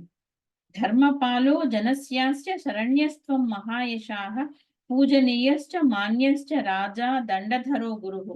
వాళ్ళు ఆయనకు ఆతిథ్యం ఇవ్వడము, కుశల ప్రశ్నలు వేయడము, ఆయన ఎందుకు ఇక్కడికి రావాలి ఇవన్నీ తెలుసుకోవడం అని తెలుసు. కానీ వాళ్ళు మహా తొందరలో ఉన్నారు. ఎట్లా అయితే ఇంట్లో పెద్దవాళ్ళు మనం చెప్పేదంతా వినకుండా వాళ్ళ బాధలు వాళ్ళు చెప్పుకుంటారో, అట్లాగే వాళ్ళు కూడా రాజు యొక్క ధర్మాలు ఆయనకు చెప్తున్నారు. ధర్మపాలః జనస్యాస్య శరణ్యః త్వం మహాయశాః పూజనీయశ్చ మాన్యశ్చ రాజా దండధరో గురుః ఇంద్రస్య ఇహ చతుర్భాగః ప్రజా రక్షతి రాఘవ రాజా తస్మాత్ వరాన్ భోగాన్ భుంక్తే లోక నమస్కృతః తే వయం భవతా రక్ష్య భవద్విషయవాసినః, మాకు భవద్విషయవాసినః నగరస్థో వనస్థో వా త్వం నో రాజా జనేశ్వరః. రాజా, మేము చేసేటటువంటి తపస్సులో వచ్చే భాగం నీదే కదా, కాబట్టి నువ్వు ఇంద్రుడిలాగా ఈ 4వ భాగాన్ని తీసుకుంటున్నావు, కాబట్టి మమ్మల్ని మీరే రక్షించాలి, మీరే మాకు పూజనీయులు మాన్యులు. ఎందుకంటే మీరు దండధరులు, మేము దండం వదిలిపెట్టాం. అంటే దండం దశగుణం భవేది కదా, ఆయన చేతిలో దండం లేదు, రాముడి చేతిలో ఉంది కానీ మునుల చేతిలో లేదు. న్యస్త దండావయం, మేము పక్కకు పెట్టేశాం. రాజన్ జిత క్రోధ జితేంద్రియాః, క్రోధాన్ని జయించాం. ఇప్పుడు మళ్ళా రాక్షసుల మీద కోపం తెచ్చుకొని వాళ్ళని శపించాం. మేము జితేంద్రియులం. రక్షితవ్యాః త్వయా శశ్వత్ గర్భభూతాః తపోధనాః, ఎంత పెద్ద పదం వాడారో. ఒక తల్లి గనక శిశువుని రక్షించినట్టుగా నువ్వు మమ్మల్ని కడుపులో పెట్టుకోను కదయ్యా, చూడాలి. రక్షితవ్యాః త్వయా శశ్వత్ అంటే వెంటనే, గర్భభూతాః తపోధనాః, అవశ్యం చేయవలసినటువంటి కర్తవ్యం ఏంది అంటే మమ్మల్ని నువ్వు కడుపులో పెట్టుకొని కాపాడాలి అని చెప్పి వాళ్ళ బాధను వాళ్ళు వెళ్ళగక్కారు. అక్కడ ఆయన వాళ్ళకు ఆశ్వాసం కల్పిస్తాడు, చాలా మంచి మంచి మాటలన్నీ చెప్తాడు, ఎన్నో రకాలుగా ప్రతిజ్ఞలు చేస్తాడు. ఆ తర్వాత మనం విరాధ వృత్తాంతం చూస్తాము. విరాధుడు సీతను ఎత్తుకుపోతున్నప్పుడు ఆయన కష్టపడి మరి రామలక్ష్మణులు యుద్ధం చేసి ఆయనను చంపడం, తర్వాత శరభంగ వృత్తాంతం ఇందాక అన్నాడు మన నరేంద్రుడు. శరభంగ వృత్తాంతం ఆయన దేవేంద్రుడు వచ్చినా కూడా కాదు పొమ్మంటాడు. ఎందుకు అంటే నాకు రామదర్శనం కావాలి, రాముడు వచ్చిన తర్వాతనే నేనే సశరీరం రాగలుగుతాను, నీ సహాయం అక్కర్లేదన్నట్లుగా ఇంద్రుడిని పంపించి వేసి మరి ఆయన వెయిట్ చేస్తూ ఉంటాడు. ఆయనే అగ్ని సృష్టించుకొని ఒక పాము కనుక కుబుసాన్ని వీడిచినంత అతి లాఘవంగా తన శరీరాన్ని వదలడం ఇవన్నీ చూస్తాం మనం. అయితే ఆ తర్వాత అంతకంటే ఇంపార్టెంట్ ఉన్నాయి కాబట్టి నేను ఆ శరభంగ విషయాన్ని దాటేసి ఈ మునుల గురించి చెప్తానన్నమాట. ఎందుకంటే ఈ మునుల మాటలు విన్న తర్వాత వాళ్ళని వెంటబెట్టుకొని వెళ్ళి రాముడు ఏ ఆశ్రమాలకు ఏ దండకారణ్యాల్లోకి వెళ్ళాడు అనేది చూస్తాం. ఆయన అంటాడు వాళ్ళతోటి, మీరు నన్ను ఇంత ప్రాధాయపడక్కర్లేదు, అసలు నేనే నా కర్తవ్యాన్ని నేను నిర్వర్తించాలి అని చెప్తాడు. ఆ మాటలన్నీ మనం తర్వాత విందాం. ఇప్పుడు వివిధ ముని సంఘాలు, ఎందుకంటే మనము ఋషుల యోగదానం అని చెప్పుకున్నాం కదా, ఎంత కష్టపడి వీళ్ళు తపస్సు పోగు చేసుకుంటున్నారో లోకహితం కోసం. అసలు ఇంతమంది మునులు ఉన్నారు అన్న సంగతి కూడా మనకు తెలియదు. వాళ్ళలో పేర్లు, వివిధ మునుల పేర్లు ఆయన మహర్షి మనకు ఒక పట్టిక ఇచ్చారు, అది చూద్దాం. శరభంగే దివం యాతే ముని సంఘాః సమాగతాః అభ్యగచ్చంత కాకుత్సం రామం జ్వలిత తేజసం. తేజస్సుతో జ్వలిస్తున్నటువంటి రాముడి దగ్గరికి ఆ ముని సంఘాలన్నీ వచ్చాయన్నమాట. వాళ్ళకు బాగా ధైర్యం వచ్చింది రాముడిని చూస్తూనే. ఎవరట మునులు అందరూ? వైఖానసాహ వాలఖిల్యాహ సంప్రక్షాళాహ మరీచిపాహ. అంటే బ్రహ్మ యొక్క పాద ప్రక్షాళన నుండి పుట్టిన వాళ్ళు కొందరు, గోళ్ళ నుండి పుట్టిన వాళ్ళు కొందరు, కేవలం సూర్యచంద్ర కిరణాలను ఆస్వాదించే బతికే వాళ్ళు కొందరు, అశ్మకుట్టాశ్చ బహవః పత్రాహారాశ్చ ధార్మికాః. పత్రమే ఆహారంగా కలిగినటువంటి వాళ్ళు అశ్మకుట్టులు. దంతోలు ఖలినశ్చైవ, అంటే వాళ్ళకు రాళ్ళు తెలియవు, రోళ్ళు తెలియవు, వాళ్ళ పళ్ళే రోళ్ళు, అటువంటి వాళ్ళు. తథైవ ఉన్మజ్జకాహ పరే గాత్రశయ్యాః అశయ్యాశ్చ. అసలు గాత్రమే శయ్యగా కలిగిన వాళ్ళు, చేయి తల కింద పెట్టుకొని పడుకునే వాళ్ళు. అశయ్యాహ, శయ్య కూడా లేని వాళ్ళు. తథైవ అభ్రావకాశకాహ, కేవలం ఆకాశమే వాళ్ళ యొక్క అవకాశంగా కలిగిన వాళ్ళు, గూడుగా కలిగిన వాళ్ళు. మునయః సలిలాహారాహ, కేవలం నీళ్లు మాత్రమే తాగి బతికే వాళ్ళు. వాయువును మాత్రమే భక్షించి బతికే వాళ్ళు కొందరు. ఆకాశ నిలయాశ్చైవ, ఆకాశంలో నిలయం ఏర్పరచుకున్న వాళ్ళు కొందరు. స్థండిలశాయినః కొందరు. వ్రతోపవాసినో దాంతాః తదా ఆర్ద్ర పటవాససః సజపాశ్చ తపోనిత్యాః తథా పంచతపోన్వితాః. సర్వే బ్రాహ్మ్యశ్రియాజుష్టాః దృఢయోగాః సమాహితాః. వాళ్ళ దగ్గర ఉన్నటువంటి ఒకే ఒక లక్ష్మి ఏంది అంటే, ధాన్యం లేదు, ధనం లేదు, ఏమీ లేదు. ఉన్న ఒక లక్ష్మి ఏంటంటే బ్రాహ్మ్యలక్ష్మి. బ్రాహ్మ్యా శ్రియాజుష్టాః దృఢయోగాః. కానీ యోగం మాత్రం అంత దృఢంగా ఉంది. సంకల్ప బలమే, శివ సంకల్పమే వాళ్ళ దగ్గర ఉన్నదంతా కూడా. ఆ సమృద్ధితోనే వాళ్ళు బతుకుతున్నారు. వాళ్ళందరూ శరభంగాశ్రమే రామం అభిజగ్ముశ్చ తాపసాహ. శరభంగుడు అంటే ఈ రాక్షస బాధలన్నీ తప్పించుకొని అధిగమించుకొని ఆయన శరీరానికి సశరీరంగా స్వర్గానికి వెళ్ళిపోగలిగారు. కానీ వీళ్ళకి ఇంకా అంత సంపత్తి, తపస్సంపత్తి చేకూరలేదు. కాబట్టి వాళ్ళు ఇంకా కొన్ని రోజులు తపస్సు చేయాలి అంటే వాళ్లకు రాజు యొక్క రక్షణ కావాలి. కాబట్టి ఆ రాముడి రక్షణ కోసం వాళ్ళందరూ వచ్చి ఆయనను అడుగుతున్నారు. సో ఇంకా సమయం వల్ల ఇంతటితో నన్ను ఆపమని మా వారు సూచన చేస్తున్నారు. ఇంకా రేపు తొందరగా ఆయన ఇక్కడ ఖరదూషణాదులతో యుద్ధం చేయడము, తర్వాత అగస్త్యుని చేరుకోవడము, అగస్త్యుడు దగ్గర కొన్ని అస్త్రాలు తీసుకోవడము, ఆ తర్వాత ఆదిత్య హృదయము, ఆ తర్వాత బ్రహ్మబలానికి ఉన్నటువంటి గొప్పతనాన్ని చెప్పుకొని ఉపసంహారం చేసుకుందాము. నాకు ఈ అవకాశం ఇచ్చినటువంటి సంతోష్ కుమార్ గారికి అనేక ధన్యవాదాలు తెలుపుతూ, సంస్కృత అకాడమీకి కృతజ్ఞతలు తెలుపుతూ, నన్ను విన్నందుకు మీకు అందరికీ హృదయపూర్వక ధన్యవాదాలు, నమస్కారాలు తెలుపుతూ ఇవాళకి స్వస్తి. లోకాః సమస్తాః సుఖినో భవంతు. ఇది విరామం. వినిపించట్లేదు మ్యామ్, స్టాప్ అయింది.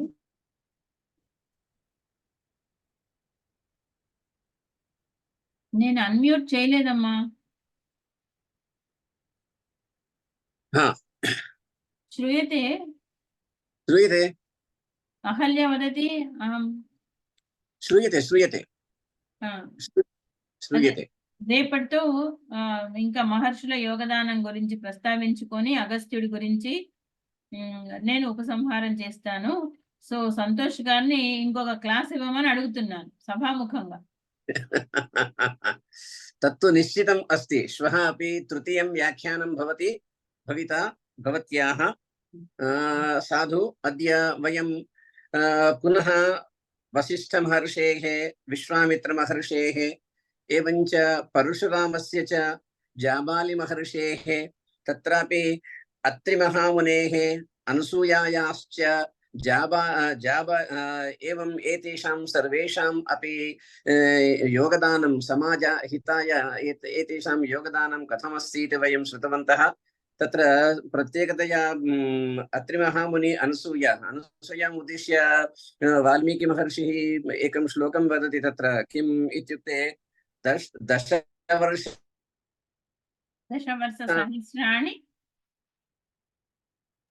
दशवर्षशतानि च दशवर्षसहस्राणि दशवर्षशतानि च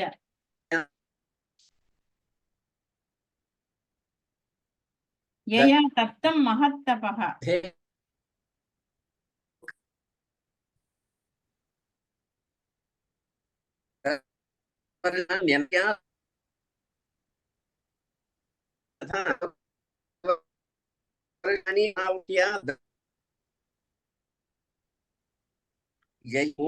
सृष्टे जाह्नवी च प्रतितः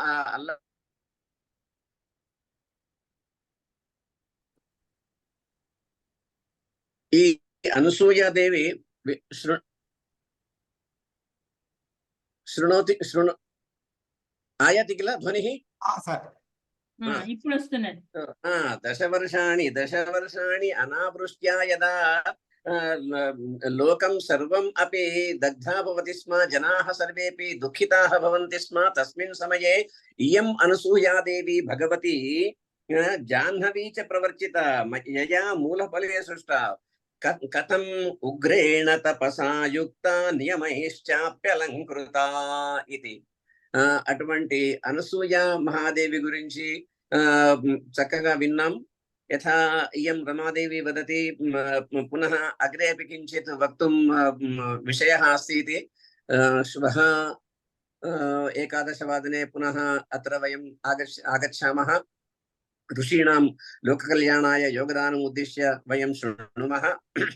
अद्य यः कोऽपि या कापि किमपि वक्तुमिच्छन्ति चेत् वक्तुमिच्छन्ति, प्रष्टुमिच्छन्ति, ज्ञातुमिच्छन्ति, नो चेत् सन्तोषः अग्रे नेष्यति।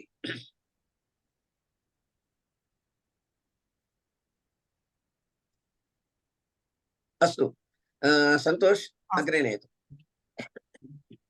एतावत्पर्यन्तं रामायणस्थ अनेके विषयाः समीचीनतया उक्तवत्यः आचार्याः रमादेवी महोदयाः, ताभ्यः संस्कृतपरिषत् पक्षतः सभापक्षतः धन्यवादं वितरामि। पुनः श्वः अपि वर्तते, किन्तु अद्यतनसभायाः कृते धन्यवादं वितरामि।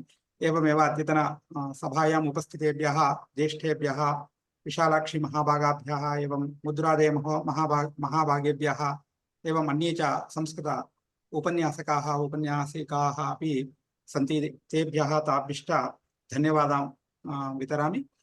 श्वः यथासमये 11:00 पुनर्मिलामः। शान्तिमन्त्रेण सभामिमां समापयामः। सर्वे भवन्तु सुखिनः, सर्वे सन्तु निरामयाः, सर्वे भद्राणि पश्यन्तु, मा कश्चित् दुःखभाग् भवेत्। ओम शांति शांति शांति। नमस्ते, धन्यवाद। पुनर्मिलामः श्वः।